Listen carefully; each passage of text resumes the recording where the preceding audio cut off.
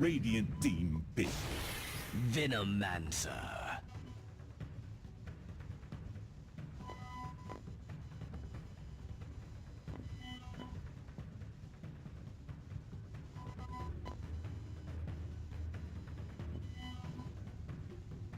Ten seconds remaining.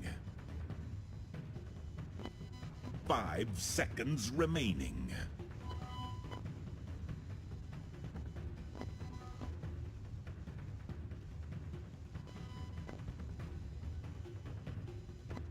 Dire team pick. Queen of Pain.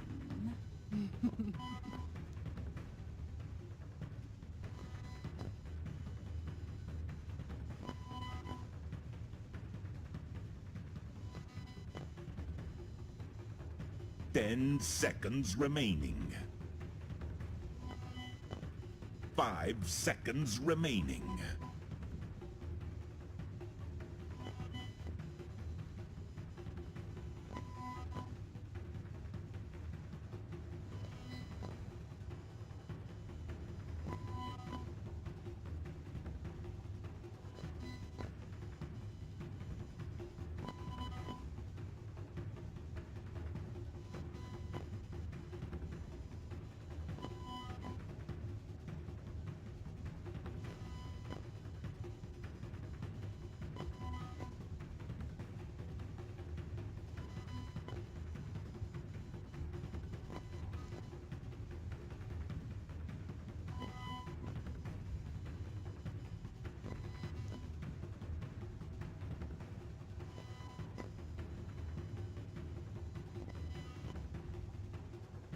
Radiant team ban. Anti-mage.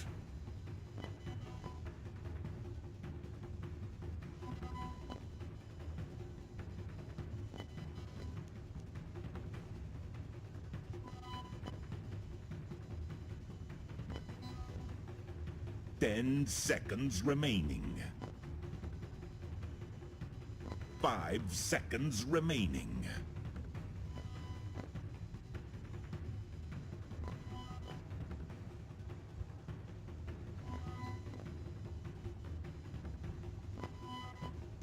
Dire team ban.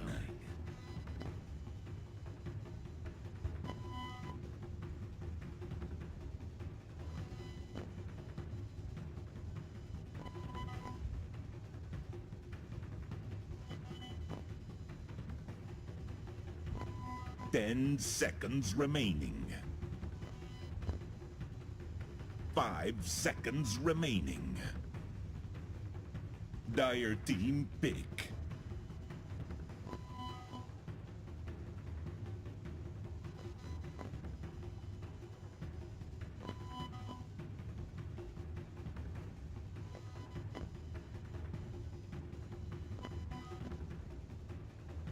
Ten seconds remaining.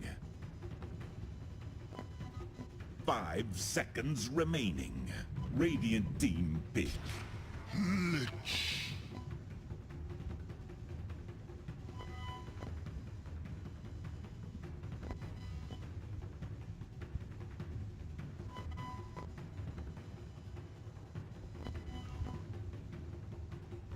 Ten seconds remaining. 5 seconds remaining.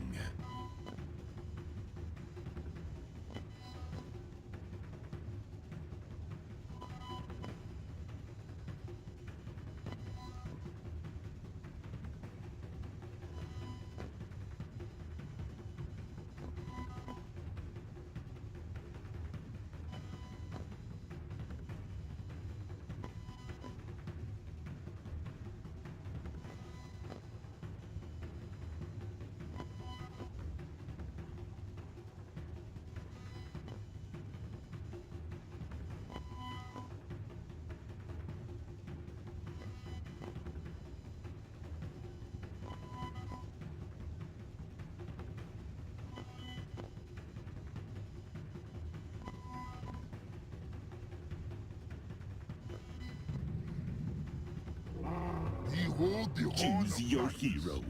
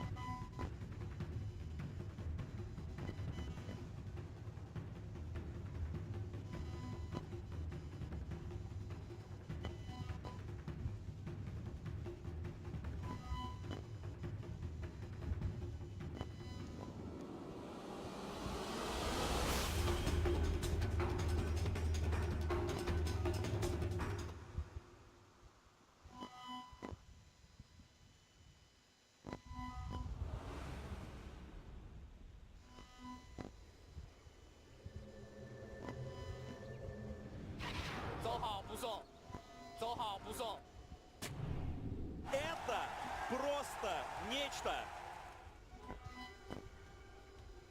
玩不了了。 Это просто нечто. Это ГГ!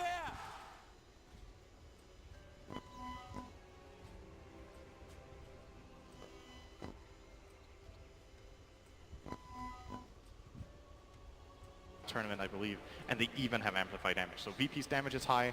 Liquid will be looking to some lanes. So we're talking about like the team Liquid, like they got the split push, they got Prophet, you talked about Anti-Mage with their strength for the split push as well. How does VP now time this? We see sweet team fight with, you can get that RP, Sonic Wave, all that combination together. It looks really nice for Virtus Pro. But are they able to do that? Can they force Team Liquid into a position where they have to fight into VP's heroes? That's the question. I think something to look out for in this game will be the Faceless Void's item build. I think item builds on this hero are very telling about how the team views the game plan. We've seen Voids go Linken's first as a defensive item. We've seen Voids go for very farm-intensive builds. We've seen Voids go Shadow Blade when the team needs pickoffs. Miracle, he doesn't want to have to level up. Blink 4 heroes, they come from all sides. They pincer the Anti-Mage. The stun should be good enough. The skewer cancelling the blink. You'll get it far enough away, but no one blinks himself into the trees. Miracle will fall. No one's spilling first blood. A critical kill at the start of game 3. Miracle. Yeah, that's a really good start for VP and a very unexpected play. The reason this works is that Miracle was in no way, he didn't see that coming at all. And the magic damage of Chilling Touch is very high in the beginning. Anti-Mage doesn't have that magic resistance yet. So he is a very squishy hero against those type of ganks. And good start for VP. They got, was that 3 bounty rooms? They got 3 bounty rooms and first blood. Yep. And they're already going to get the extra items out to the Queen of Pain. Now, GH and Solo just seem to be going hammer and tongs here. Now, Solo's got Chilling Touch off cooldown in 1 second time. And GH, they both walk away pretty well worse for wear from both sides, but no one else is going to come to help out. Mind Control still too busy on the bottom lane, doesn't have TP just yet. This is a win for Solo, though. GH doesn't have any regen. So GH will throw out another fissure and he has to run all the way back to base. Can't use the shrine. Doesn't want to buy tangos now and some down or a salve. So this is a shaker that's going to be off the map for a good half minute if he buys a TP or even more if he walks back out. And that means Solo gets to pull. And that's what you want to do as AA. Get that level 6. Faceless Void against Nature's Prophet. Slightly annoying lane for the Void, but will be okay. Ultimately, just getting some levels up in that time walk. Interesting choice of items coming out in the mid. I would expect this if you had like Venomancer spamming out Plague Wards, but no one's gone for the early stick. Do you kind of like that over progressing into the Null Talisman instead? Because you got a 1-1-0 build at the moment. Yeah, I think the Magic Wand against Veno is a very good purchase. If Veno goes for the combat build here and doesn't skill Plague Ward, I think no one is very happy with that. It's almost like you have to do that as Veno in this game. Solo is actually in trouble down here. Mind Control, Orb of Venom and Boots, and he's blocking him with the Treant. It's got to keep him blocked. It doesn't work, however. Solo able to go left and right. Fissure is there from GH. Very Get the kill, or help Mind Control get the kill, but take the bounty rune as well.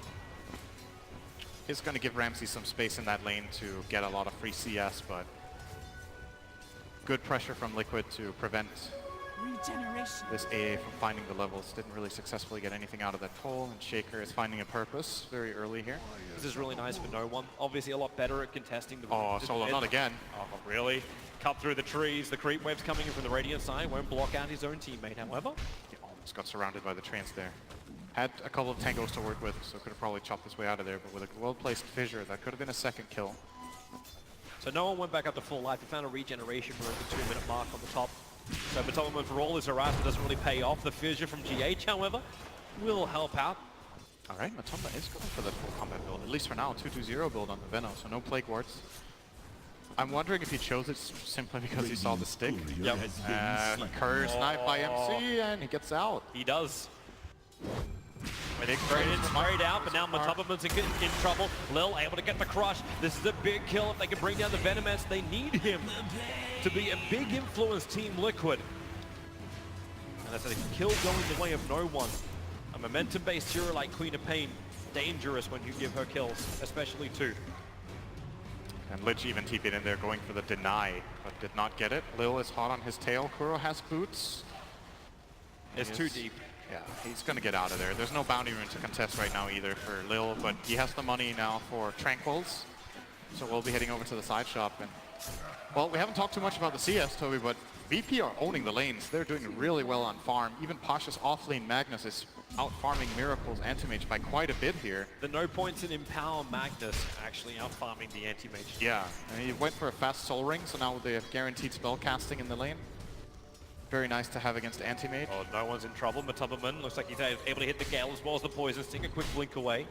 No one. Is he dead? I think he is. The one-shoters don't give him enough life. The Venomous Gale as well as the Poison Sting still having an effect, and he'll live on 38 HP. You got GH, however, hovering around, and the Fissure hits the money.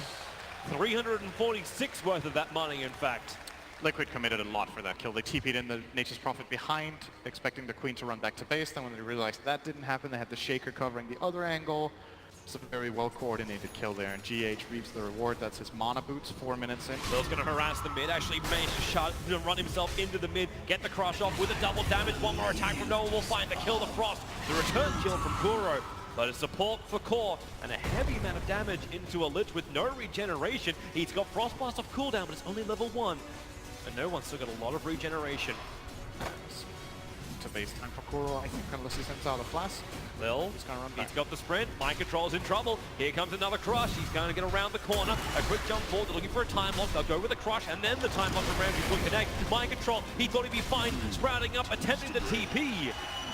But Lil gets the last bit of damage in, and they kept the vision inside the Sprout, making it impossible for Nature's Prophet to retreat. And all of this movement from Mind Control has actually lost him his lane really hard. At this point, the Void is 32-9, and Mind Control is 14-0. Oh, he got the courier snipe, though. GH starting his TP, Lil the crush, gets there in time, Earthshaker. He tried to do his rotation, but he did it right underneath that Virtus Pro ward, watching bottom rune. And Mind Control, at least he can get another courier snipe. Waiting for it.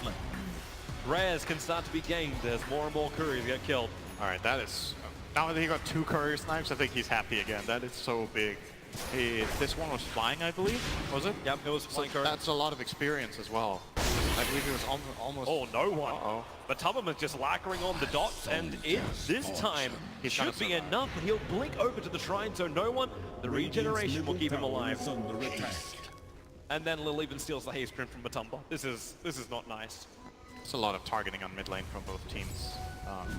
Looks very even right now in terms of the farm, which is, I think, a good thing if you're playing Veno against Quap. I'm not too familiar with this matchup, but I would say Queen of Pain will generally have a pretty good time in this. GH is looking for an opening in mid. They know if they can hit the Gale and the Fissure, then no one should die. They hit the Gale and the Fissure. No sting. Actually, then again, how many points? Okay, that'll work. Mind Control TP's in, looking for the solo kill. Lil will arrive at Mind Control, having to commit so heavily to get the kill on the Quap. Team Liquid must really believe that's worth it. That's worth it for sure. Gets that kill on the Nature's Prophet. It's a higher level hero that he kills a higher priority core, and almost gets his level 6 for it as well. Lil will, however, get a lot out of this. This Slardar of Lil has done so much work. Found 6 kills in 7 minutes, and pretty much secured their lanes a good start overall. He helped the Magnus top in the beginning to give Pasha a good start, then he went in and killed mid, and he's killed bottom as well. All over the place. And that's kind of been the mark of a lot of the successful teams that we've seen, is that their floor position gets really involved. Here comes Lil! He needs to get the crush off, and it's a double crush after Sonic Wave connected on both of them as well. GH can't get the upshocks done. No one, not worth a blink in. He's got 4 one-charges. Miracle starts his TP in. They sprout, they control, but no mana to escape. No one goes down once more. So Earthshaker for a Queen of Pain, but Tubberman lucky to stay alive through it all. And Miracle's going to head straight up to top again. Got a nice little bounty for that kill, 200 gold. He's the ticking time bomb we have not looked at. Yeah, the thing is, for the AM himself, this rotation is not worth it. He pays 50 gold for a TP to get a 200 gold kill, and he moves across the map like that, losing CS top and giving the Magnus some space, but for the greater good of his team, that kill is really important. And now he's back up to top to get some much needed farm toward that Battle Fury. Going straight for it, no in-between items this time, just treads Battle Fury as it looks as a standard 4-man shield Crawling Blade. We're back to farming, but still, I'm looking at this Faceless Void being uncontested, and I've seen Ramsey's games with Empower on Void, how scary he can be.